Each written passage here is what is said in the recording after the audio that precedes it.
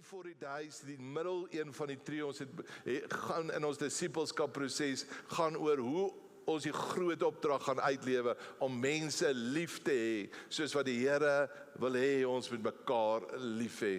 En ons nooi jou uit, kom saam op hierdie journey.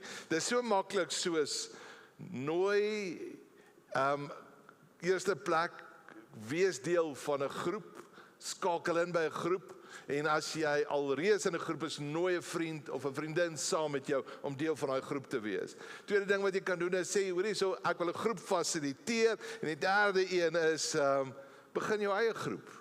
Sê hoorie, so ek het 'n klompie vriende, ons begin 'n groep. En al wat jy hoef te kan doen is, jy moet net 'n video kan speel en sê gesels oor die video. Dis so maklik dit is, en koffie te kan maak. As jy daai twee goed kan doen, kan jy sommer jou eie groep afskop. Dis ons celebrate, tot dusver is daar 70 groepe wat afskop, hierdie 40 days gaan deurgaan, en saam met ons deur hierdie dag van hierdie 70 leiers wil ons toewy aan die Here en vir hulle bid vanoggend as gemeente en hulle afsonder.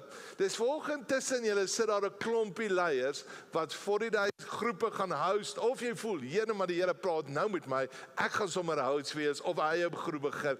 As hierdie fasiliteerders of enige iemand wat in groepslewe betrokke is, ten opsigte van leierskap, wil jy nie saam met ons opstaan? Ons wil julle celebrate vanoggend. Dis julle wat leiers is, groepleiers is, gaan julle saam gou opstaan vir 'n oomblik, wat 'n 40 days gaan host.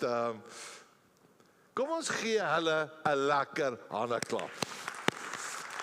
Dis ons dankie julle vir dat julle bereid is om 'n verhoog staan, ons wil vir julle bid asseblief. Dankie dat julle bereid is om 'n voorskoot aan te trek. Dankie dat julle bereid is om te dien. Dankie dat julle bereid is om die lekker koffie te kan maak. En dankie dat julle bereid is om die bediening van harder op te neem en so 'n impak en 'n verskil te maak. Terwyl julle staan, kan daar mense om hulle net 'n hand op hulle skouer sit en seën hulle dat die Here deur hulle kan werk en beweeg in hierdie volgende oomblikke.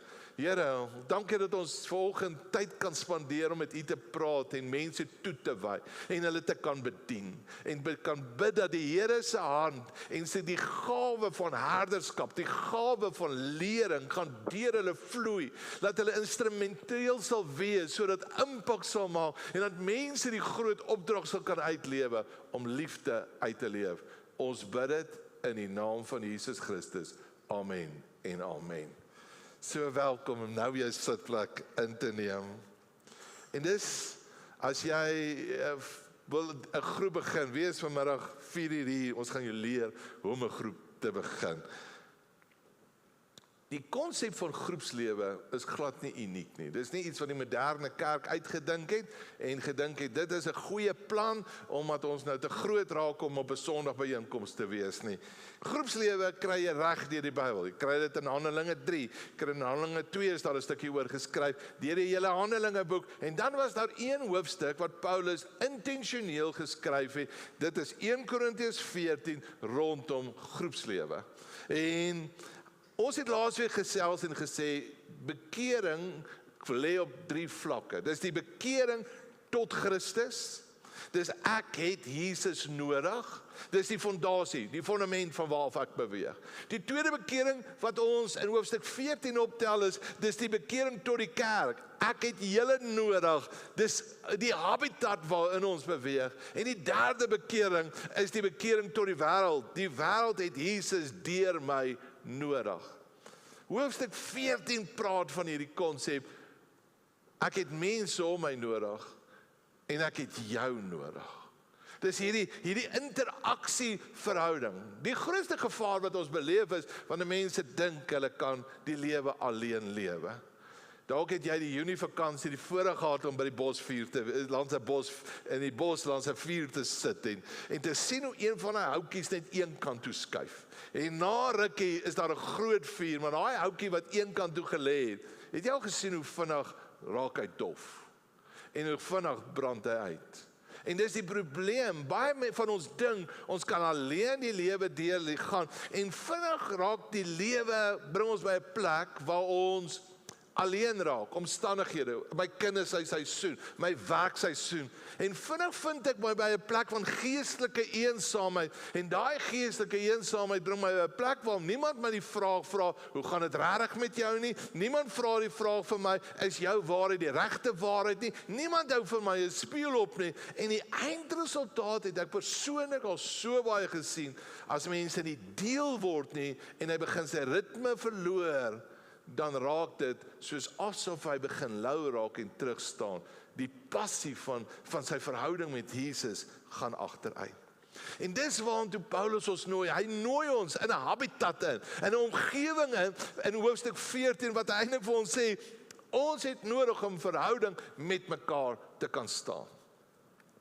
Een van die areas wat ek graag wil gaan besoek is die Redwood bome in Californië. Dis die hoogste bome in die hele wêreld. En wat interessant is van die Redwood bome is, ek het nog net daarvan gelees, is dat die wind waai hulle nie om nie, ten spyte van dat hulle die hoogste bome in die hele wêreld is. En die feit van hierdie bome is die feit dat hulle nie omwaai nie, is omdat hulle wortels sywaarts groei en hulle letterlik mekaar vashou om nie omgewaai te word nie. En dis die beginsel, dis 'n plek waar ons letterlik mekaar vashou. Dis die omgewing wat ons wil skep wanneer ons betrokke raak in mekaar se lewens. Dis wanneer die storms kom en wanneer die omstandighede kom, dat ek vriende langs my wat woorde van lewe in my lewe kan inspreek. Dis die klein groep is nie 'n Bybelstudie nie. Dis nie 'n plek waar ons inligting uitruil nie. Dis 'n plek waar lewe uitgeruil word. Dis 'n plek waar opbou plaasvind. Dis 'n plek waar geloof en hoop in mekaar se harte wakker gemaak word. Dis 'n plek waar ek voluit lewe kan leer hoe om dit te lewe. Jesus maak 'n interessante opmerking. En sy opmerking is in Matteus 18, 19 en 20 gaan maak hy die opmerking, hy sê, waar 2 of 3 by mekaar is, daar is ek in julle midde. Wat 'n radikale opmerking. Dus hy sê, daar is iets wat ons moet ontdek, wanneer 2 of 3, wanneer groepe, wanneer mense in mekaar se lewens moet en is. Dis 'n omgewing, dis 'n habitat, waar die Heilige Gees kragtig kan werk. Nou, Paulus sluit hierby aan. Hoor hoe radikaal stel hy dit. Hy sê, maar as almal profeteer en daar kom 'n ongelowige en 'n onkundige in en hulle word deur almal oortuig van hulle sondes en hulle lewens word deur almal ondersoek en hulle hartsgeheime word blootgelê, dan sal hulle net daarop hulle knieë val en God aanbid en verklaar, werklik waar, God is hier by julle. Wow. Hy verwys dit wat Jesus gesê het. Hy sê, wanneer mense by mekaar kom en die waarheid word gekommunikeer, spieëls word opgehou, vind daar iets bo-natuurlik plaas. En die bo-natuurlike, tussen die kuier, tussen die praat, tussen die gesel, is die ervaring, God is in julle midde. Dis 'n habitat waar die Heilige Gees kan vloei. Dis eintlik moet ek en jy ons skuif na 'n plek toe. Ek skryf nie alleen in om te ontvang nie. Ek word deel van hierdie 40 omdat ek wil gee. Ek wil hê dat die Heilige Gees deur my na ander kan werk en ander na my kan werk, dat die Heilige Gees my kan ontmoet. Want dis wat vers 12 sê. Hy sê, so moet julle ook, as julle toelê op die gawes van die Gees, hy sê, julle moet daarop konsentreer, om uit te munt in die gawes wat die gemeente opbou. Dis 'n omgewing, dis 'n habitat, waar opbou, lewe, krag plaasvind binne in hierdie omgewing. Dis 'n omgewing waar ons by mekaar kom. Vers 26 sê, as julle by mekaar kom, weet jy wat gebeur? Hy sê, een het 'n lied. Hy sê een het 'n lering, een het iets om te onderrig, een het 'n openbaring van die Here ontvang. Dis wanneer ek by mekaar kom, hoorie so, kan ons gou hierdie YouTube geluister wat ek my worship song, dit het my so geïnspireer, dalk inspireer dit jou.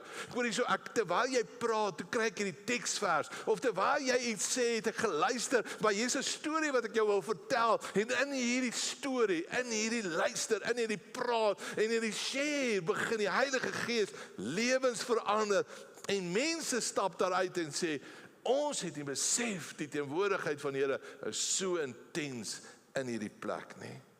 Vers 6 sluit hierby aan.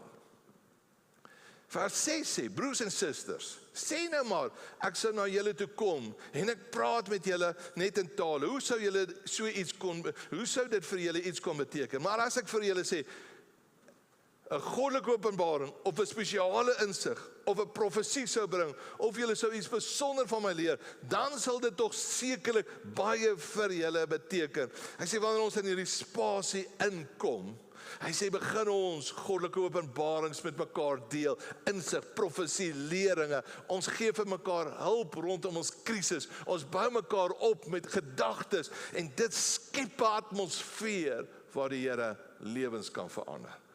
Ek wil tog hom vir jou uit die boodskapvertaling lees, vers 6. Hoor hoe sê hy hom? Hy sê, lê julle toe op die liefde. Hier kom hy. Wat wel vir julle baie kan beteken is, as ek met julle oor dinge gesels wat julle verstaan. Dit kan dinge wees wat God spesiaal vir my gewys het, of raad oor hoe julle in moeilike situasies moet optree, of ons kan sommer maar net lekker sit en gesels oor wat God se boodskap vir spesifieke situasie is, of ek kan miskien meer van Jesus leer. Klink dit soos 'n selgroep? Klink dit soos ons sit saam, ons kuier, ons het koffie in die hand, en terwyl ons koffie deel, wat gebeur? Ons leer meer oor Jesus. Die worship team kan opkom. Hier is die laaste aha oomblik uit uit 1 Korintiërs 14. Hy sê eintlik vir ons, hy wil uitnooi in 'n ander manier van optrede. Hy wil vir jou sê, raak 'n profeet. Nou weet ek, raak jy dadelik ongemaklik. Profete is sekere mense wat mooi die stem van die Here kan hoor. Nou, eintlik sê hy sê vir jou eintlik, hy sê die kerk moet 'n omgewing raak waar almal profete is. Dis nie 'n uitgesoekte groepie mense wat profete is. Hy nooi jou in 'n spasie om 'n profeet in jou groep te wees. Vers 1 en tot 2 sê, lê julle toe op die liefde, dis die fondasie.